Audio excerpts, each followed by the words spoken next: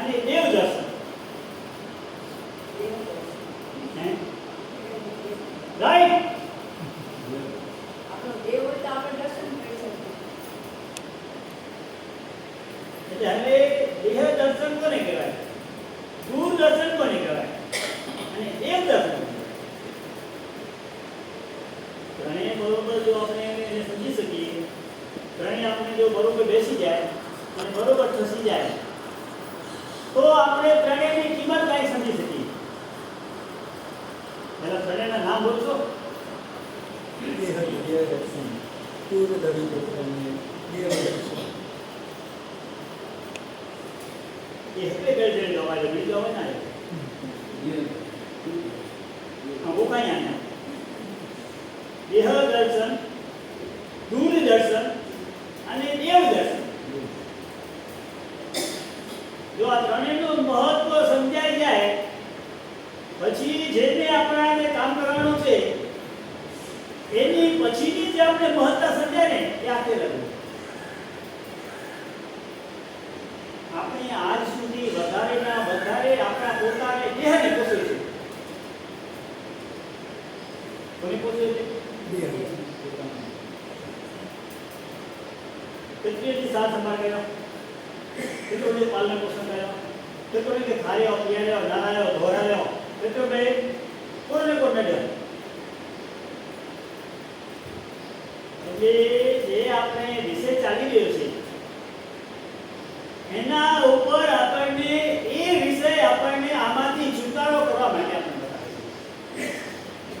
તો જો આપણે ત્રણેયમાંથી દેહ પૂજા, દેહ દર્શન, દૂર દર્શન અને દેવ દર્શન ત્રણેયનો જો બરોબર આપણે મહત્વ સમજી જાય તો એના માટે હવે આપણે શરૂ કરીએ છીએ. શું શરૂ કરવાના છે? 5 અભિગમ. બરોબર તમે સમજશો, બરોબર સાંભળશો અને બરોબર 5 અભિગમ નામ તૈયાર કરશો ને તો પણ એ કાંઈક આપણને સજા કરશે, કાંઈક આપણને ચેતવણી કરશે, કાંઈક આપણને જગાવશે. તો પહેલો છે સચિતનો ત્યાગ, બીજો છે અચિતનો ત્યાગ, ત્રીજો છે ઉત્રાસન, ચોથો છે અંજલિ અને પાંચમો છે પરિધાન. હવે આજે પહેલો આ 5 અભિગમમાં હવે પહેલો ચાલુ થાય છે, શરૂ થાય છે સચિતનો ત્યાગ.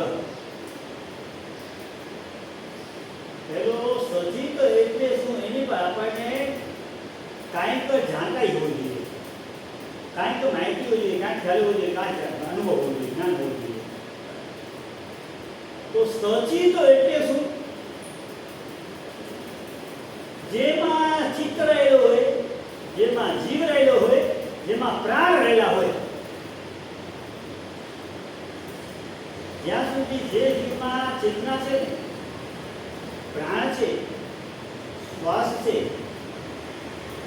તો એને આપણે એમ કહી શકીએ આને જીવો જીવે. તો હવે સચિતની વાત આગળ ચાલે છે. સચિતનો ત્યાગ. મંદિરમાં પ્રવેશ કરતા રાજાએ પોતાની તલવાર, છત્ર, પગરખા, મુગટ, ચામર આ 5 રાજચીજનો ત્યાગ કરવો.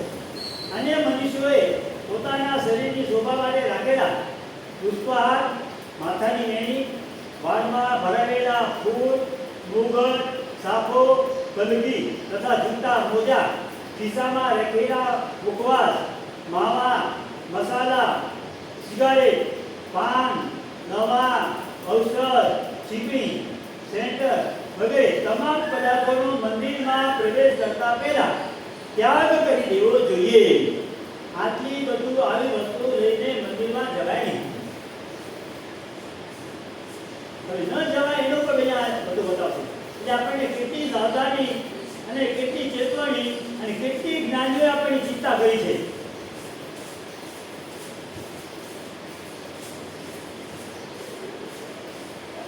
વગેરે તમામ પદાર્થોનો મંદિરમાં પ્રવેશ કરતા પહેલા ત્યાં ત્યાગ મૂકી જોઈએ.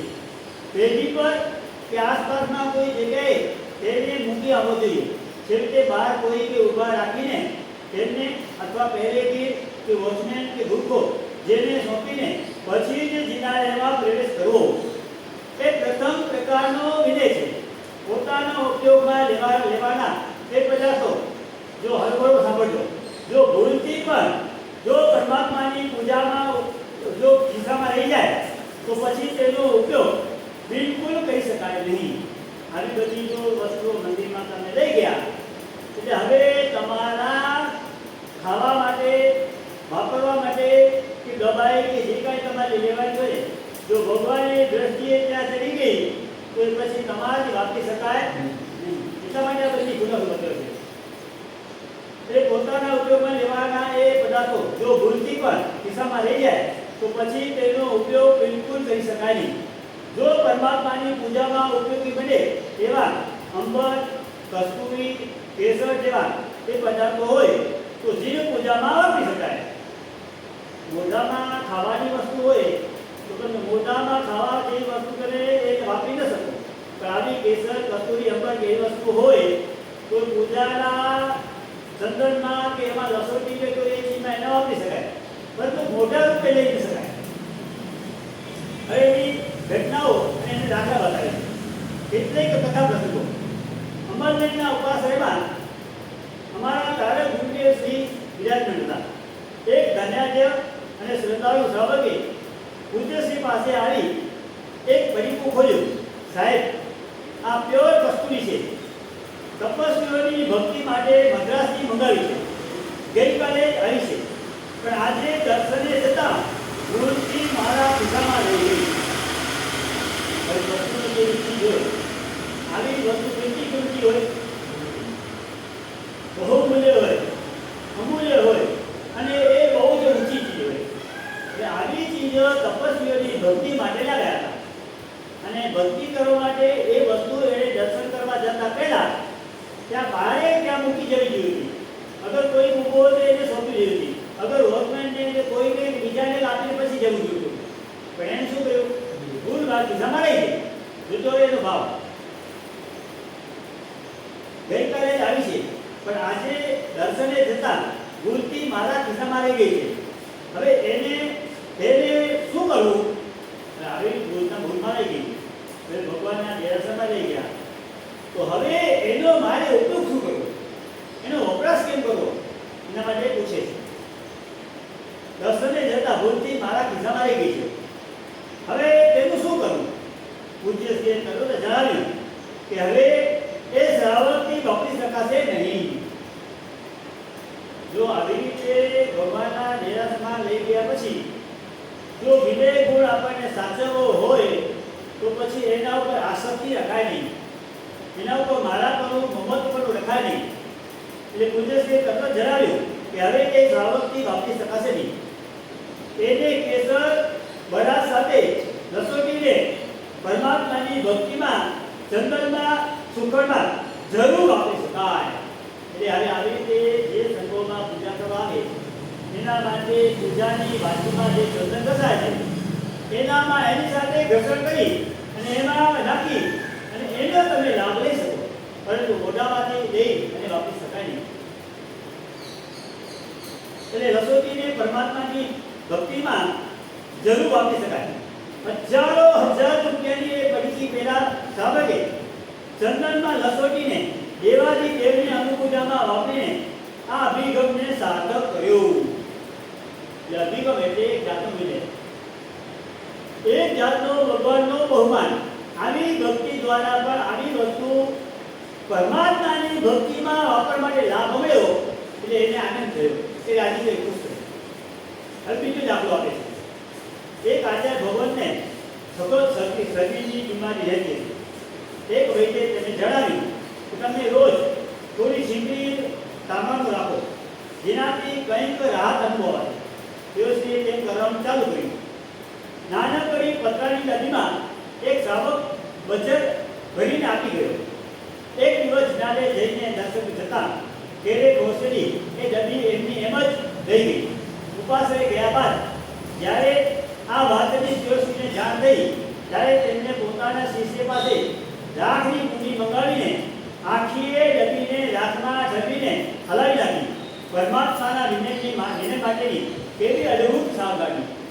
આચાર્ય ભગવાન પર આવી પાછળ ભજન પોતે પાણી બહાર કાઢી ને તપકી તપકી પોતે એ તપકી છીકણી ભાવે છીકણી પણ આચાર્ય ભગવાનના તેલમાં નહીં ગઈ પણ દેરાસર લઈ ગયા પછી આચાર્ય ભગવાનને ખ્યાલ આવ્યો કે આ તો મારે મારા શરીર માટે વાપરવાની ચીજ હવે મારાથી વાપરી શકાય નહીં એટલે ધૂળ જેવી કે માટી જેવી કોઈ વસ્તુ મંગાવી અને એ વાટીની કુંડીમાં એ છીકણીની ભજરની ડબ્બી એમાં ભેળી અને પછી પણ પોતાના ઉપયોગમાં લેવા માટે એ વાપરવા માટે નહીં એટલે આમાં બધા વિનય એટલે આ સચિનનો ત્યાગ એનો વિનય બતાવ્યો હવે ત્રીજો એક પુણ્યાત્મા હાથના દર્દી હતા તેમને અચાનક હાથનો હુમલો થઈ આવતો તેથી ડોક્ટરે સોફિટ્રેટ નામની એક ગોળી લેવાની હંમેશા માટે ખિસ્સામાં રાખવા જણાવી જેવો હાથનો હુમલો થાય કે તુરંત જ જીભ નીચે મૂકી દેવાય માટે જ તો એકવાર બજારમાંથી દવાની 50 ગોળી લઈને એ જીનાને દર્શન કરીને ઘરે ગયા દવા લઈને દર્શન કરીને ઘરે પહોંચ્યાની વાત ઘરવાળીને જણાવી શ્રાવિકાએ કહ્યું લાવો જો એ દવા ક્યાં છે તેથી જ્યારે 50 ગોળીની ડબ્બી શ્રાવિકાના હાથમાં આપી ત્યારે શ્રાવિકાએ તેને સગડીમાં નાખીને રાખ કરી નાખી શેઠે રાખ તો જરૂર પાડી તો શેઠાણીએ આ વિનય સમજાવ્યો ત્યારે શેઠ પણ રાજી થયા દોષથી બચી ગયાનો મોટો એને લાભ થયો જો એ શેઠે જે પોતાના શરીર માટેની તકલીફ હતી એ ગોળી લઈને સીધા બજારમાંથી દેરાસર ગયા પણ એને કરવું શું જોતો કે પહેલા દેરાસર જઈ જવો હતો દેરાસર જઈને બજાર જવો હતો અને ગોળી લેવી હતી તો પહેલી ગોળી લઈ લીધી ગોળી લઈને દેરાસર ગયા અને એ 50 ગોળી લીધેલી એમને એમ જ એટલે આ કહેવાનો તાત્પર્ય શું બતાવે છે કે આવી રીતે ભૂલથી આવી કોઈ વસ્તુ આપણાથી થઈ જાય તો પછી આપણા પોતાના માટે એનો ભોગો એટલે વાપરવાનો ઉપયોગ કરી શકાય નહીં એટલે પછી લેવાય ક્યાંક રિસર્ચને કરી દેવાય કે કોઈમાં ભેળી નાખાય પણ પોતાના પેટમાં પોતાના મોઢામાં પોતાના શરીર માટે લઈ જશે એટલે આ વિનય બતાવ્યો એટલે આ સચિનનો ત્યાગ બતાવે છે એનો વિનય હવે કેટલી સાવધાની પાન મસાલા તમાકુ માવા બીડી સિગરેટના પેકેટ અને આ બધી ચીજો આજે ખિસ્સામાં રાખીને ફરતા યુવાનોએ પર્સમાં ચોકડી રાખીને ફરતી યુવતીઓએ તથા બાળકોએ ખિસ્સામાં છીકડી રાખીને ફરતી બહેનોએ આ બાબતમાં વધુ સાવધાન બનીને પરમાત્માનો વિનય જાણવાની જરૂર છે આમાં બધાને સૂચના આપી દીધી શ્રાવક હોય કે શ્રાવિકા હોય બાળક હોય કે નાનો બાબડો હોય કે કોઈ પણ છોકરા છોકરી હોય એના માટે પણ ગમે તેવી ખાવાની વસ્તુ હોય ત્યારે મંદિરમાં જતા આવી રીતે કોઈક બહાર જગ્યાએ જ્યાં ભગવાનની દ્રષ્ટિ ન પડે અને કોઈક ત્યાં સંભાળવાળો હોય અગર કોઈકને ઊભા રાખીને અગર વોચમેન હોય કે મહેતાજી પાસે પણ આપીને પછી આપણે બેસવા જવું જોઈએ પોતાને વાપર માટેની ભોજનાલયની સામગ્રી લાવતા લઈ જતા પણ પરમાત્માનો અભિનય ન થાય તે રીતે લાવવી લઈ જવી જોઈએ આ દોષથી બચવા મંદિરના મુખ્ય દરવાજે આડા પાટિયા મૂકવાની વિધિ આજે પણ ચાલે છે જો લગભગ દેરાસરોમાં આવી રીતે પાટિયાઓ મૂકવામાં આવે છે તેના માટે કે ભગવાનની દ્રષ્ટિ આવી રીતે ન પડે અને એનાથી જેટલો બને આવી ચીજ બચી જવાય એના માટેની આ બધી ચીજોનો આ વિવેક બતાવીને બતાવ્યું એટલે મુખ્ય દરવાજે આડા પાટિયા મૂકવાની વિધિ આજે પણ ચાલુ છે છતાંય સાધનની પાછળના પ્રસંગે જ્યારે કમદોળોમાં ભોજન સામગ્રી બાજુમાં મંડપ વગેરેમાં ફેલાતી હોય ત્યારે જીનાને મૂકેલા પાટિયા કે પડદા સલામત છે કે નહીં એ કાળજી લેવાતી નથી એટલે આવા કોઈ પ્રશ્ન થતો હોય ને ત્યાં આવી રીતે આપણે કાળજી જોઈ અને આવી રીતે પાટિયા કોઈ હજી તો નથી ગયા ને કોઈ સાઈડમાં નથી ગયા ને ત્યાં બરોબર પડ્યા છે એ પણ જોઈ લેવું અને બરોબર એનો વિનય સાચવવો જોઈએ આમ તો જીનાને જતા મુગટ પાઘડી ટોપી આદિ પહેરીને આ નંબરે રોજ સાથે જીનારે જવાનું હોય છે પણ પરમાત્માનું મુખ દેખાય ત્યારે વિનય પ્રદર્શિત કરવા માટે માથેથી મુગટ પાઘડી કે ટોપી જે હોય તે ઉતારી લઈ હાથમાં લઈ માથું નમાવવાનું છે પછી આરતી આદિ કરતા માથે પહેરેલી તેનો વાંધો નથી એટલે જ્યારે પણ ભગવાન પાસે જઈએ ત્યારે ભગવાન પાસે જતા જ અડધો અંગ આપણો નમી જાય અને અને જરા વાંકો વળી જાય એવો નમ્રતાથી ભગવાન પાસે પહેલા નમસ્કાર વંદન દર્શન કરવાના છે. એટલે આ ભગવાનનો મોટો વિજય છે. હવે બીજો આવે છે અચિંતનો ત્યાગ. પહેલો શેનો હતો? પહેલો સચિંતનો ત્યાગ. હવે બીજો આવે છે અચિંતનો ત્યાગ. સ્વ ઉપયોગ માટેની ચીજોનો જેમ ત્યાગ કરવાનો છે તેમ પરમાત્માની પૂજા માટે ધૂપ, દીપ, અક્ષત, નૈવેદ્ય આદિ અચિત અને ફળ જળ આદિ સચિત ચીજોનો સ્વીકાર કરીને જિનાલયમાં પ્રવેશ કરવો તે બીજા પ્રકારનો વિનય છે. દીક્ષ પામીને ગુરુના પાસે અર્થાત ખાલી હાથે દેવ ગુરુનું દર્શન ન કરવું એવો નીતિ શાસ્ત્ર વિધાન છે. માટે પૂજાને યોગ્ય દ્રવ્યને ગ્રહણ કરીને જિનાલય જવું જોઈએ. એ શું બતાવ્યું? દેવ પાસે, ગુરુ પાસે, શાસ્ત્રી હોય જે જ્યોતિષ હોય એની પાસે કોઈને ખાલી હાથે ન જવું જોઈએ. એના બહુમાનને, એના વિનયને, એના માન આપીને એના યુક્તિ રૂપે જે કાંઈ સાધતું હોય, જે કાંઈ શોધતું હોય અને જે રીતે જેવા થતો હોય એવી રીતે સારામાં સારી એને પહેરામણી ભેટનું આપવું જોઈએ. એટલે દેવ પાસે અને ભગવાન પાસે, બીજા નંબરે ગુરુ પાસે અને ત્રીજા જ્યોતિષ હોય એની પાસે કોઈને ખાલી હાથે જવું ન જોઈએ. એટલે ક્યારે પણ આવી ચીજમાં આપણે એનો બહુમાનપૂર્વક એનું ઉચિત સ્વાગત અને આદર કરવો જોઈએ. તો એવી રીતે ભગવાનનો એક વિધાન છે. જો તમે ભગવાન પાસે જાઓ છો તો ત્યારે અષ્ટપ્રકારની પૂજામાં પણ નૈવેદ્ય અને ફળ એ પણ લઈ જાઓ છો. તો નૈવેદ્ય છે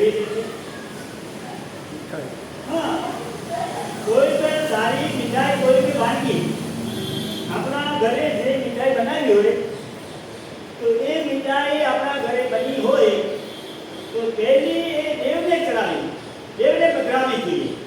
કોને? દેવ.